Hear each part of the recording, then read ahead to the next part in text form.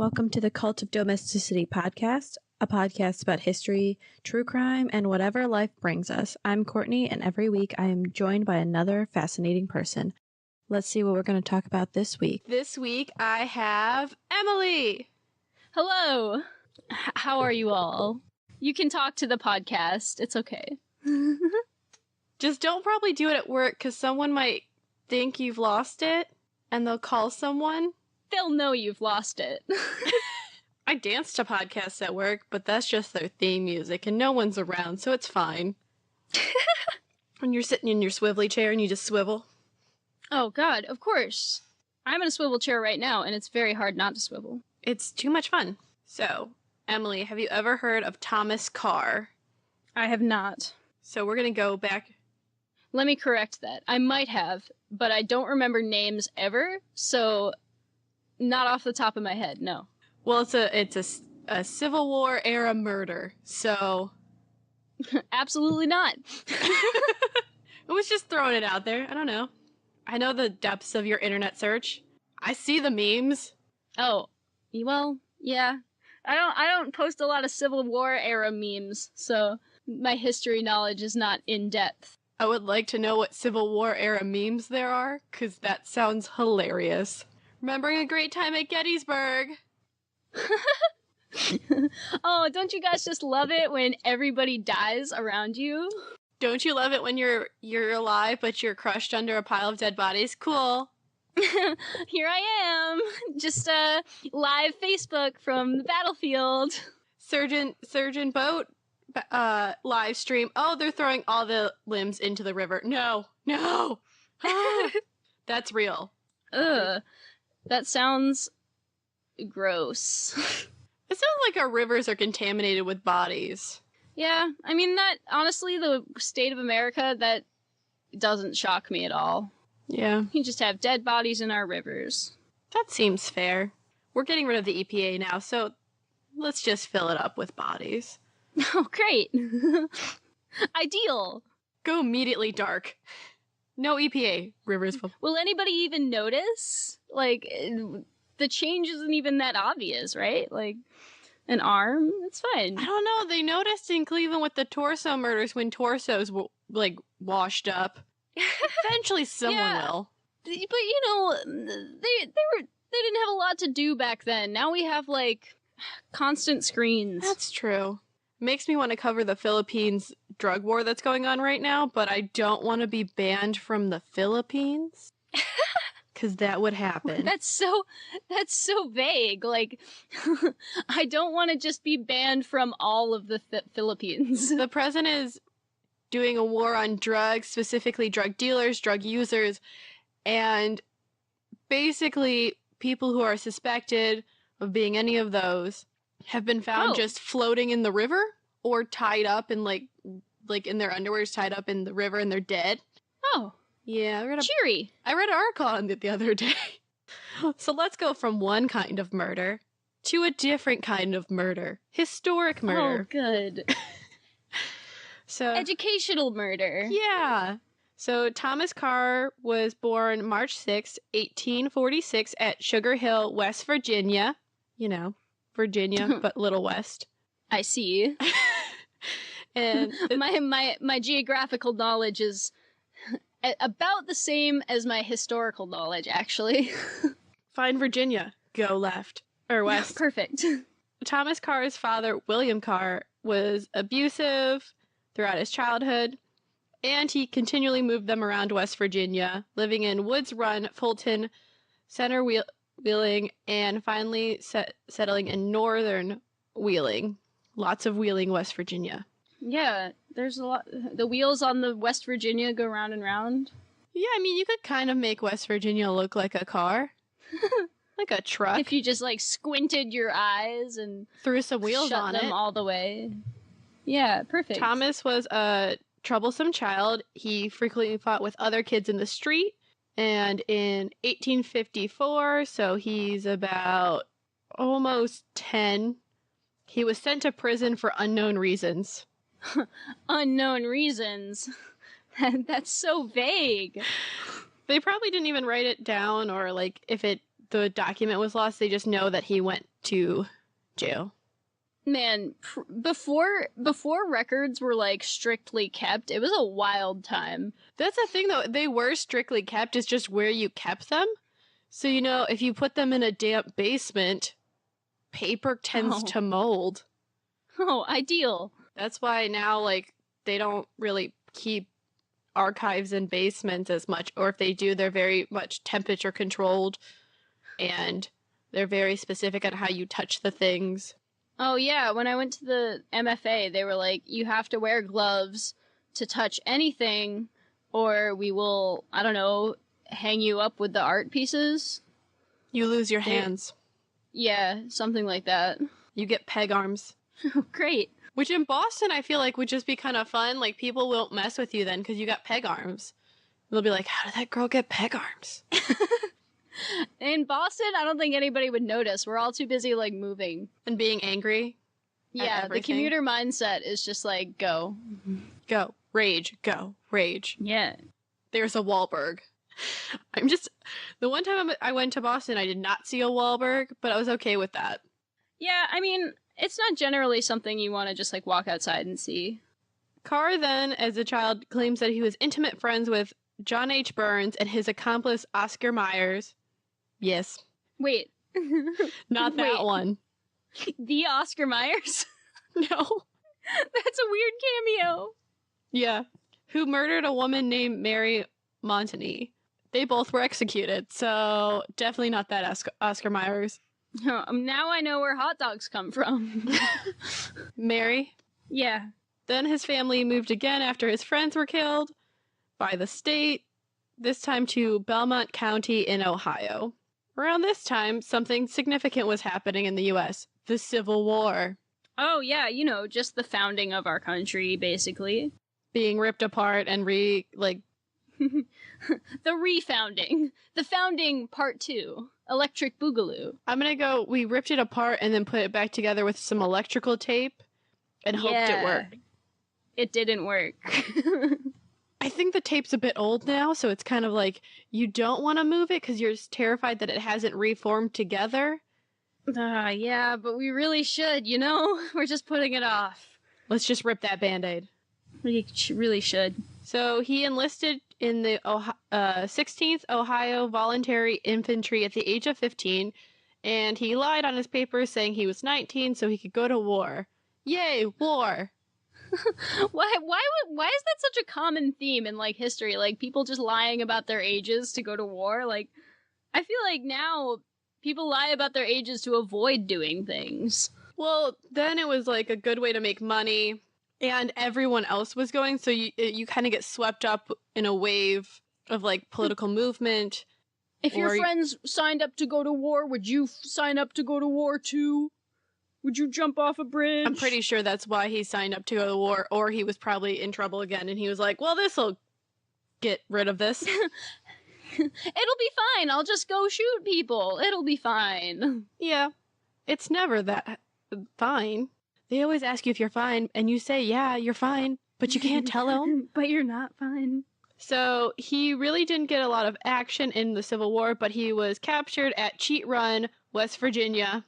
Yes, the Virginia to the west, and was held for a time in a Confederate POW camp. Surprisingly, he did not die. Otherwise, we wouldn't be talking about him. Yeah, I was gonna say, I mean, if he just died there and that was it, that'd be kind of a lame story, but I figured it went on longer. Well, because I know you don't know a lot about POW camps in the Civil War. They sucked, and a lot of people got sick and died. Yeah, I mean, I feel like that's a general theme in POW camps, like, just a lot of sucking, a lot of, like, death and sickness and just general unwell. Yeah, everyone's dirty. There's a lot of people in small rooms. There's not a lot of air. They're all angry. And bored. And hungry. I feel like The Great Escape wasn't a great representation of POW camp. No, I think of... It's like playing sardines, except for half the people are injured.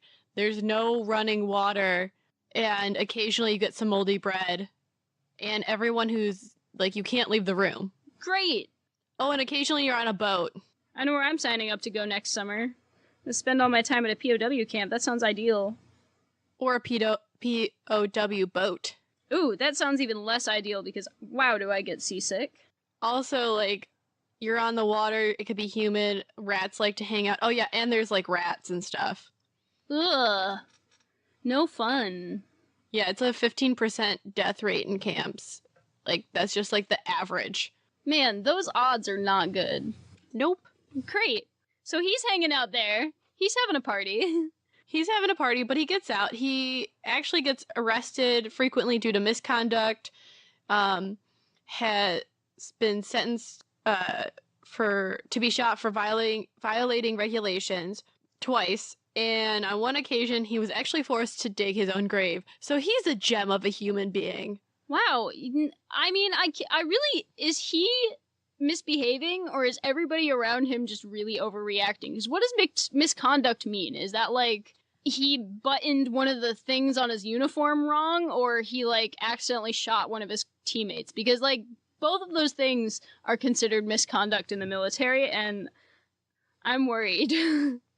No, like, in the Civil War, it had to be pretty big because they needed men, because the tactic of war at this time was really just throw men at it. Like, Ulysses S. Grant's strategy was find the South and just throw men at them. And the North had more men. It's raining men? Yes. But then it's just raining men's body parts, and that's worse. No, that's less ideal. That's a remix of the song I wasn't ready for. No one ever is for that portion of it, because cannonballs do horrible things. So, the rumor is that President Abraham Lincoln felt pity on him and pardoned his sentence. I don't believe this BS, but it's fine. After the war, Carr spent some time working in Tuscarawas County, according to a booklet by the local historian Ralph Hines. He then worked for Reverend Elijah P. Jacobs, who lived near Midvale, and then for John Edmonds in Old Town Valley. You know, great Ohio places. I only know Tuscarawas County. I literally don't even, like, if you asked me what Ohio looked like right now, I could draw a vague outline, but, like, I don't even know what the state is shaped like by memory, like... It's a funky heart kind of shape, because... Yeah, and, well, I'm from, like, New England. I don't know anywhere outside of New England. It's like a flatter heart. That's a fair representation of the state. Carr got into religion, as you do, after war. I'm assuming you just get into religion. Yeah, you gotta find something. And he joined the Ulrichville Methodist Episcopal Church, which seems like an oxymoron because those are two different denominations. Yeah, so I don't know anything about religion either. So, although I do know things about old religion because I'm taking an art history class, but I don't know things about now religion. So you know all the Catholic and, like, Orthodoxy. Yes, I do, and I know what happened to the Greeks. It was very sad. Oh, yes. So, Episcopal is Anglican, which is Catholic light. Oh, yes. A Methodist is a little more, we're gonna focus on God's word and less ritual. Great. That's very basic religion 101. Yeah. Apparently... I mean, that's fair. That works. My mom's family is Lutheran, and they also do not like being called Catholic light. And I said, but really, it is. When you look at the scheme of things, it's like Catholic, it's like a little lighter. Yeah, it's just like a mini version. It's like an introduction. Catholic the DLC. It's like Catholic with a little water in it. Oh. And then, like, Anglican's like Catholic with a little milk in it. So it's how do you like your tea? Really strong? Little milk? Little extra water? Little lemon? I like it piping hot and spilled all over the floor. I'm enjoying this metaphor for religion. It's pretty good. Yeah, no, this is perfect. Oh, religion teachers probably hate this. Okay. So, then Carr spends time in Harrison County before he moves to coal digging for Alex Hunt at the coal mine near the vicinity of Selwellsville in western Belmont County. So he's about... Well, coal digging sucked, so... Yeah. That probably sucked. Oh, yeah, no, it probably was horrible. He probably had black lung. That doesn't sound like fun. No. And Selwellsville is 9 miles southeast of Freeport, so southern Ohio, I believe. I'm gonna pretend I know where that is. I'm just saying it for people who know. Oh yeah, but I want to seem like I'm in the know, you know? I'm a cool kid too. I know Cleveland suburbs, Columbus suburbs, some Dayton suburbs, and some Cincinnati suburbs. Don't ask me beyond that. So I don't know southeast Ohio. I kind of know a spickering of northwest Ohio, but that's where all the farms are. I know that Ohio is somewhere in the vicinity of Michigan. That's it. Yes, we are south of them. Yeah. Woo! Geography. Yeah. So we're going to mix it up. We're going to leave Thomas for a minute. We're going to talk about Louisa Fox, who is a 13-year-old girl in 1869 when she's living with her family in Belmont County. That's okay. She sounds cooler anyway. Just to set the scene, Belmont County is sparsely populated and extremely remote. And really, businesses here just cater to travelers on the national road. And the only industry in here besides those businesses is coal. That sounds like where I grew up in New Hampshire.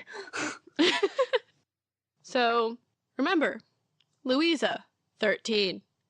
Thomas Carr, not 13. I'm afraid of where this really is going. Not 13. Oh, I'm so scared. So, he's at least 23, minimum. That's... If not older, because records. So, all of a sudden, Louisa's being courted by Thomas, who is known to... at the time, she is, you know, like I said, 13, working as a domestic servant for the Hunters, aka his boss.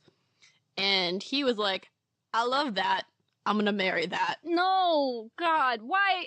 I have a question. Why are men? That's the question. As soon as I started researching this, I'm like, Emily's gonna enjoy this because she's just gonna get mad. Oh, hey, that's my #1 favorite reaction to things. Okay, back to 1869. Back to 1869 rage. So Louisa's parents, who are John and Mary Fox, and her employer, Mrs. Alex Hunt, told her to stay away from Carr because of her age and his character. I mean, that sounds like solid advice. Yeah, they're like, hey, you're 13, and he's not a good person. Can you calm down? He was already known for being a heavy drinker who had a reputation for violent behavior, aka aggressive drunk. Ah, that sounds like the #1 bachelor. Mm-hmm. And he had convinced her at some point to become engaged to him. And so after this advice, she was like, hey, yeah, let's not do this. Actually, I changed my mind. I changed my mind. You sound like a horrible person. So how do you want to guess he took that? Okay, just based on his character and the fact that he's a man in the 1800s, probably not well. That is correct. Nice. What do I win? He was rage. Nice. You win the big old cup of rage that no one has yet drawn me a picture of a cup of rage. What? I can do that. I have asked several friends who are artists. I said, hey, if you're bored, draw me a cup of rage. And no one has reappeared with a cup of rage piece of art. They're fake friends. I'll do it as soon as I go upstairs. So then Carr goes to confront her father to ask for her hand in marriage. He's like, hey, can I marry your 13-year-old daughter? And John Fox kind of goes, Louisa's simply too young. Like, you know, maybe in a year or two, if you can prove yourself worthy by keeping a job and getting some land, and if my daughter, who is then a marriageable age, is willing, yeah, you can get married, but not now. Maybe #slow your roll, my guy. You gotta chill out. Hey, maybe probably not, but I'm trying to be nice about this. Yeah. Hey, how about no, but in a way that won't make you, like, violently and drunkenly attack my daughter. Anyway, towards the end of January, Louisa's working at the Hunt's home was coming to an end because it was seasonal. And Carr kind of got a little creepier and menacing. He continued to, like, be like, hey, Louisa, you want to marry me? Hey, hey, hey, hey, hey. You know, everyone knows that guy or person. Hey, you. I don't like your boyfriend. Hey, you want to be my wife? Hey, want to be my wife? Hey.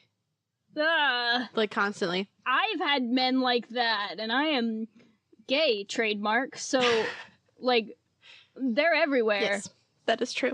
Also, giving gifts, which... This is a nice guy. This is an 1800s nice guy. It's a nice guy taking it up a step, because there's also, like, stalking.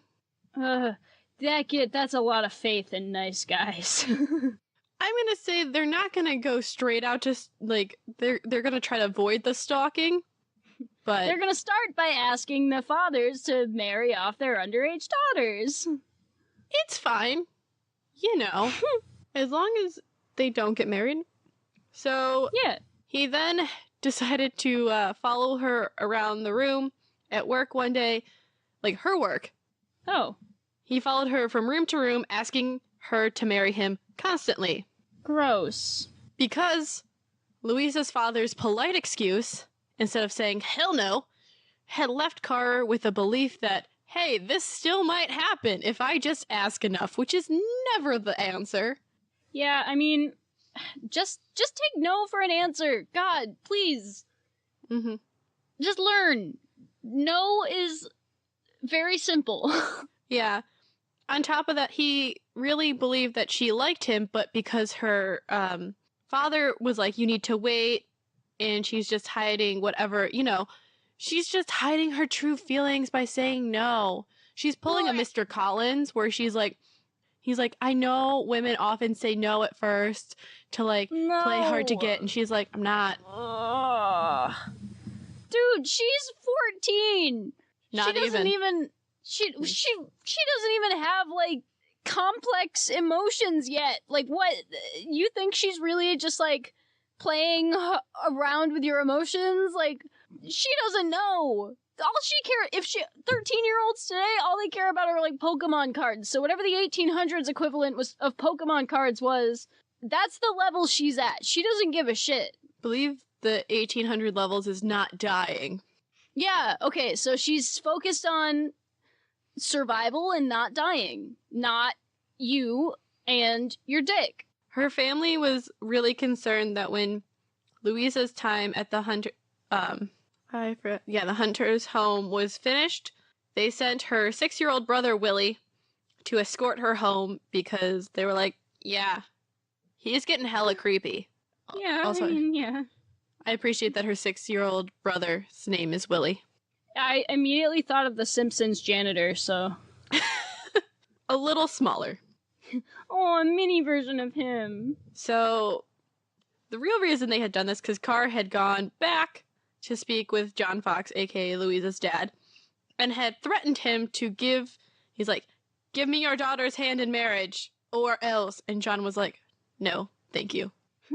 Hi, hi, I'm here from the local why can't you just take no for an answer representatives, and I'm here to ask you, why can't you just take no for an answer? And it's because he has no chill. Well, yeah. So on the night of January 21st, 1869, you always know it's good when a date gets thrown in there. Thomas Carr waited behind a fence on the road that Louisa would take home from work. Oh, God. That's like... that's so gross! Okay, anyway. It wasn't a really far walk. And, you know, it was, like, there's other family members' houses off the road as well. Yeah, but I'm gonna guess that didn't stop it. Nope. As they walked past, Carr approached them, and he sent Willie on home. He's like, hey, Louisa, you want to marry me? What do you think the answer was? Well, let me guess. Based on all of her other answers, I'm gonna assume it was probably something along the lines of hell no. You are correct. And it didn't go well. Yeah. Because she told him, I'm too young to wed, and she kind of, gives him a peck on the cheek and tries to go. Then he grabs her.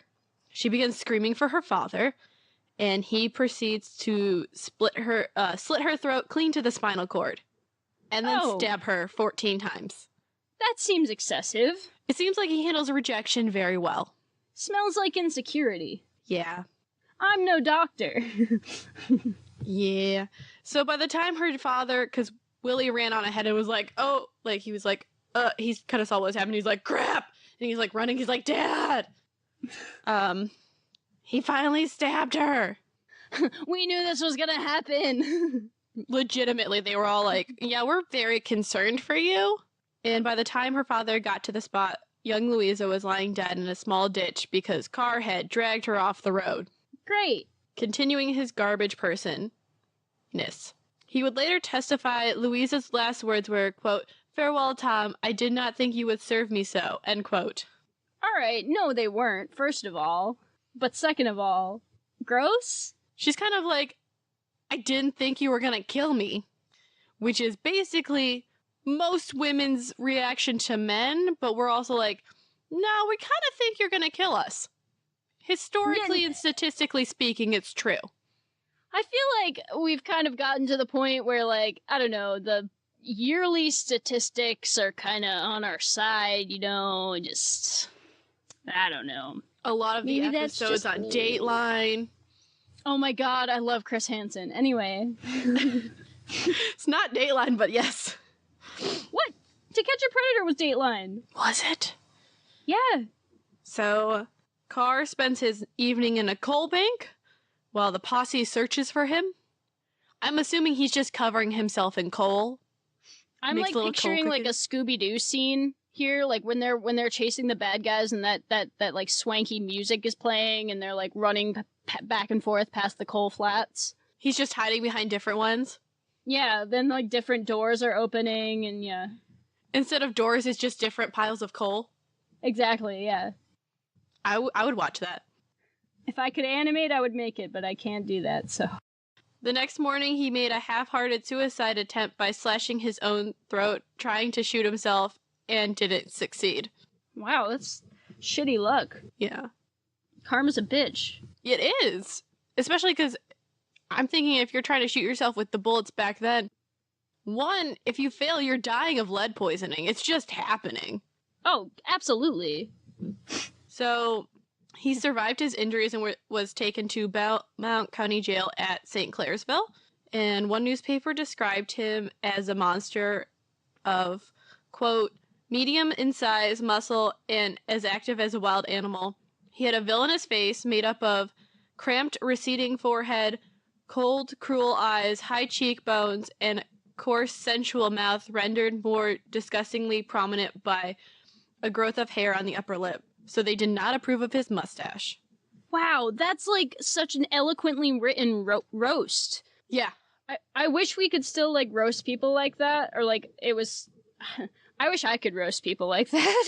Who doesn't? So there was a 5-day trial conducted by Judge Way. Sorry, that's just Judge Way. Yes way. No way. Yes way. No way. Yeah. So the trial was in June 1869, and the jury found Carr guilty of first-degree murder. Well, And it's when hard he not was- to. Yeah.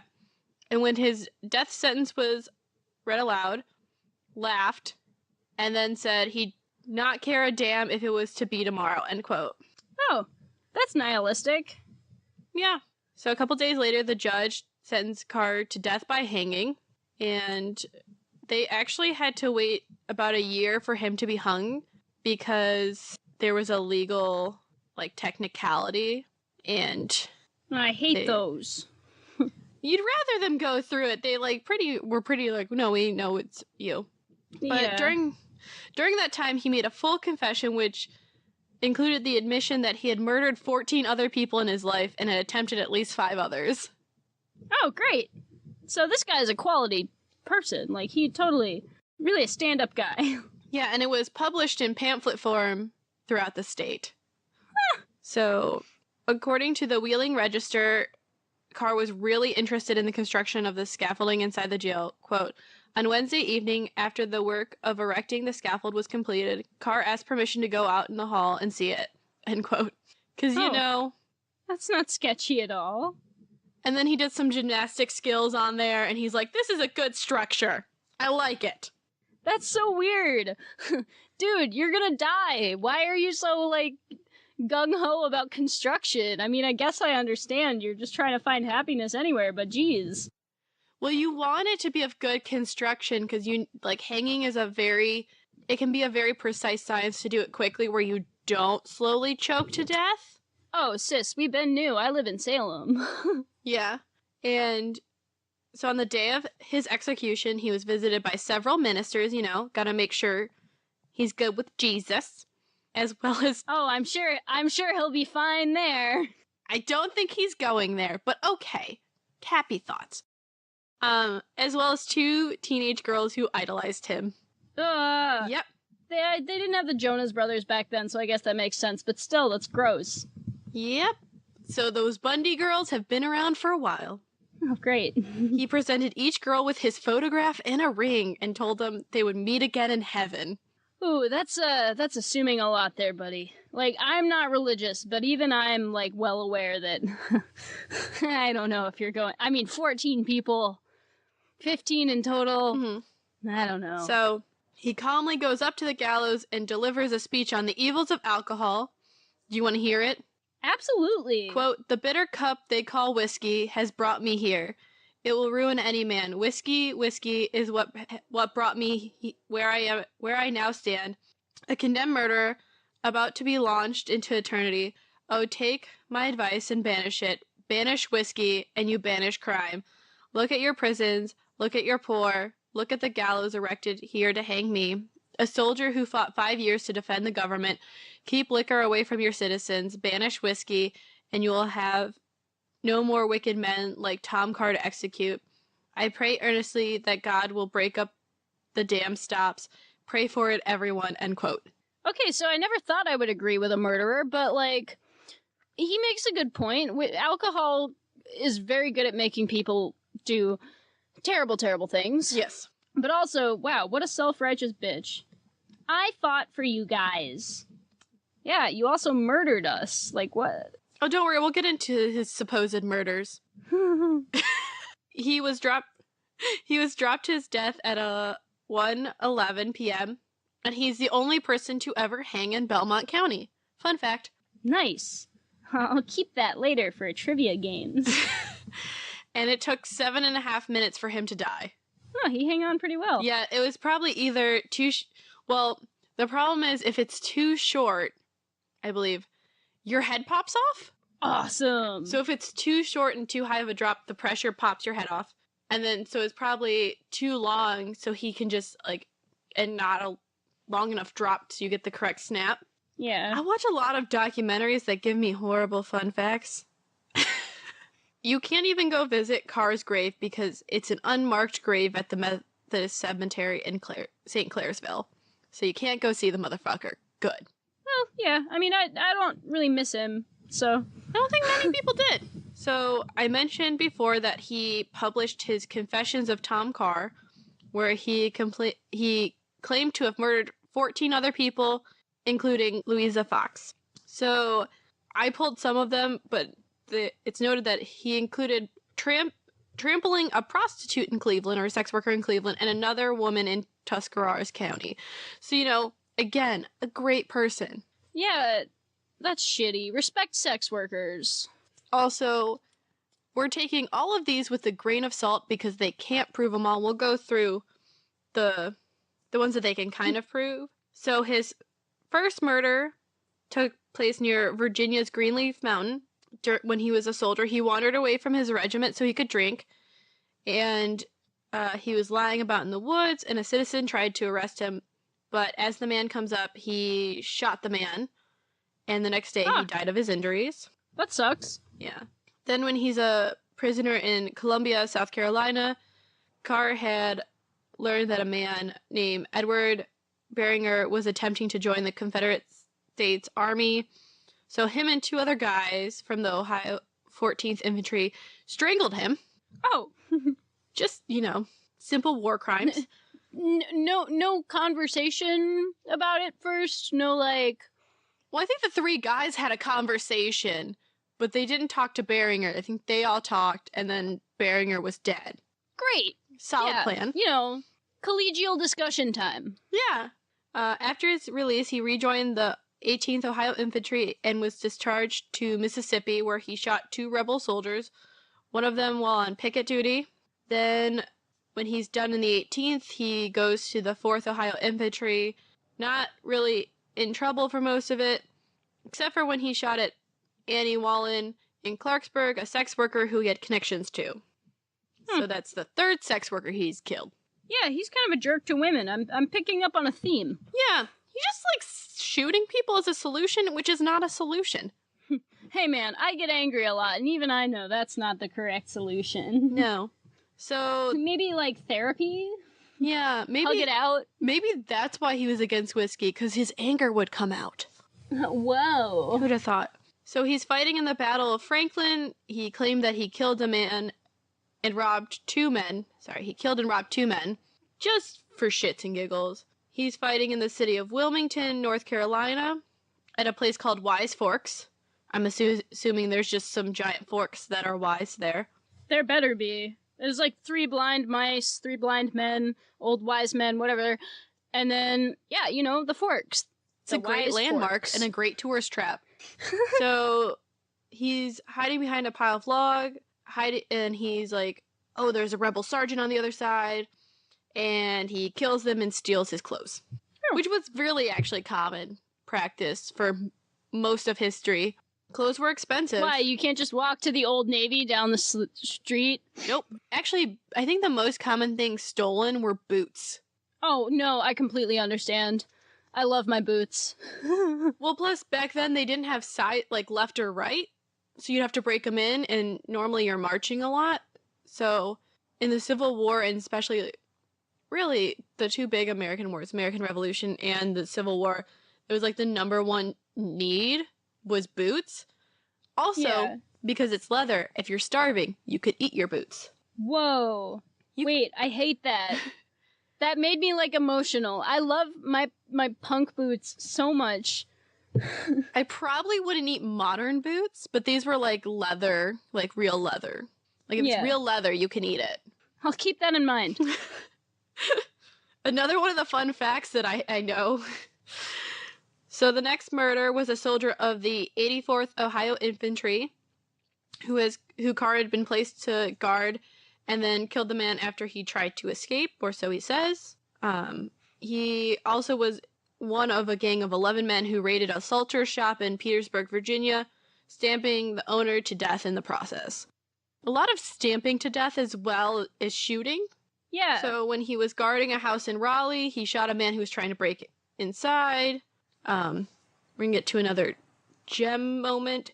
He threw a colored waiter who refused to give him any food overboard on a steamer while traveling from Morehead City to Fort Monroe. Gross. Yeah, garbage person. In Baltimore, Maryland, he attempted to ride a streetcar without paying the fare. The conductor was like, hey, you didn't pay the fare, tries to kick him off. Carr almost cuts off his ear. Then the driver, trying to help his colleague, got stabbed in the bowels of the stomach and died soon afterwards, because if you cut open your intestines and stuff, there are things that should not be touching other body things in there. I mean, I wouldn't know from experience, but generally just, like, from, you know, context clues, I can assume that, like, getting one's bowels outside of your body, not generally a good thing. No, they should stay inside, guys. Remember that. Bowels inside. If you learn anything today, bowels go on the inside. And you can eat your leather. Yeah. Don't mix those two up. Eat your bowels, keep your leather inside. Oh, God. No! That just got real bad. Okay. Well...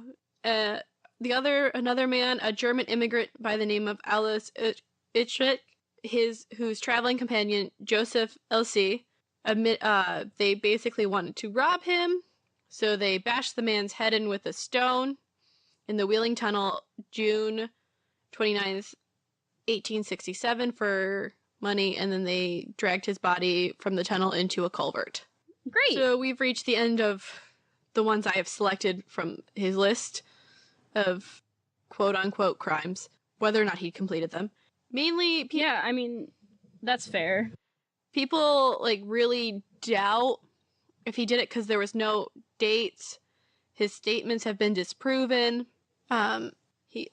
really... yeah, he kind of seems like the asshole type to, like, lie about this kind of thing, too, so, like, you know. Yeah, he just wanted to be everywhere. On top of it, the newspapers were saying that Louisa was in a relationship with him, and, you know, it was so untrue that you can see... I think now some people are writing about it where they're saying, no, this was not okay, like, clearly the family did not want this, but... Yeah. When you look back at the papers, you know, it looks like the older papers are like, oh, you know, like jilted lover or something like that. And like said it was his 13-year-old fiance.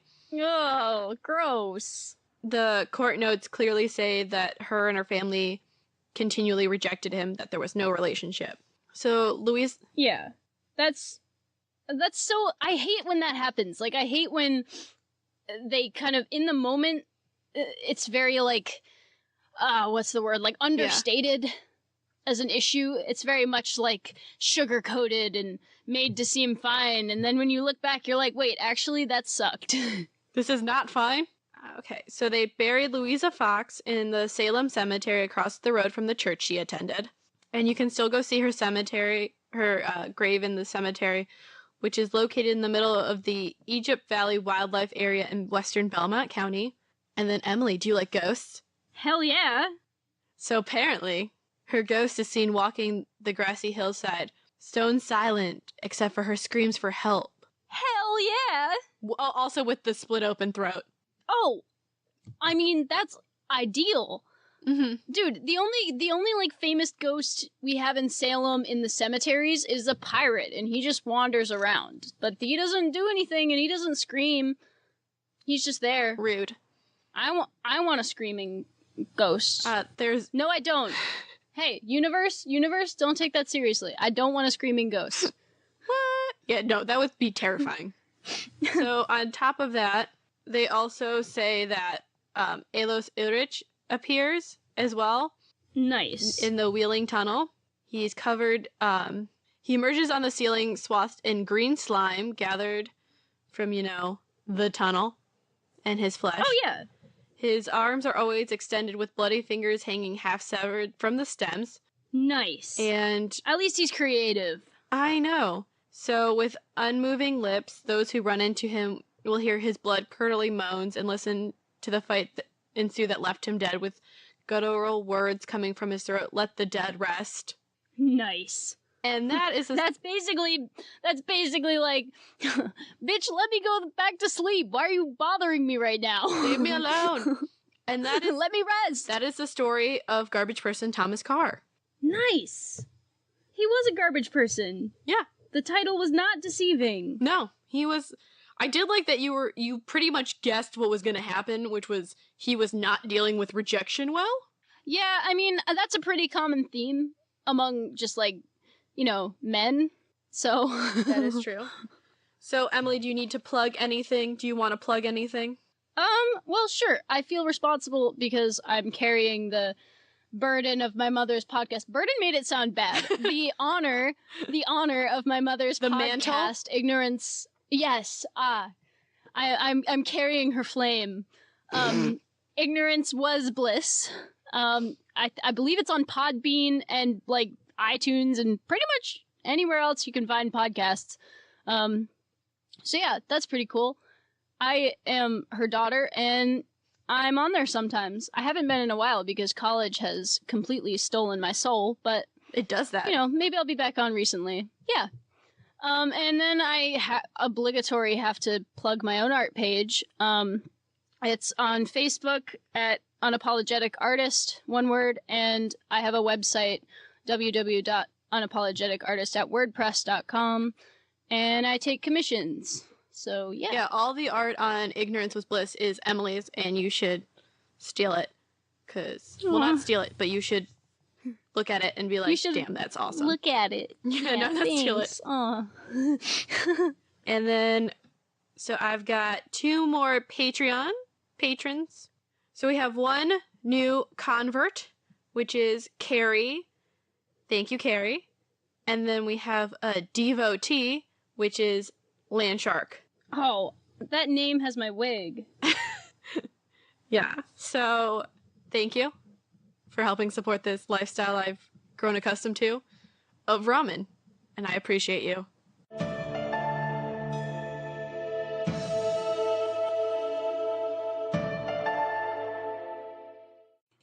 Everybody has a story, and not all of those stories are clear black and white issues, even when we think they are. We wonder, how did this happen? Or what is that like? Or what happens next? Are you sure you really want to know? This is Ignorance Was Bliss at IWB Podcast.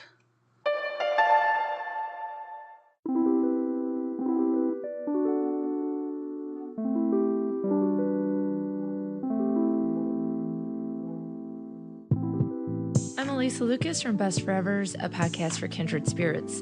I'd like to start a movement where we spend more time loving on our friends because although friends are important to us, they're often in the shadow of other relationships.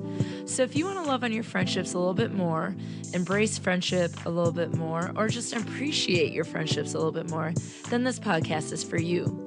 We'll explore all the different ways friendships take place, share the amazing stories of friendship, and discuss best practices for the difficulties that friends may experience. It's time to embrace friendships because without our friends, who would we be?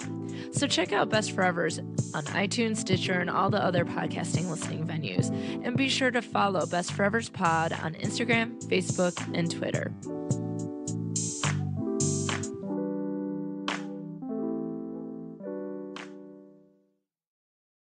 Of Domesticity. We're available on all podcatchers. Remember to rate, review, subscribe to help spread the word, or just force other people to listen to it. Our Facebook and Twitter are at Domestic Podcast, and our Instagram is at the Cult of Domesticity. We also have podcast merch at Threadless. As well, if you want to support us financially or show some appreciation, we have a PayPal tip jar and a Patreon, which has some pretty great perks. Any topic suggestions, feel free to email us at domesticpodcast@gmail.com.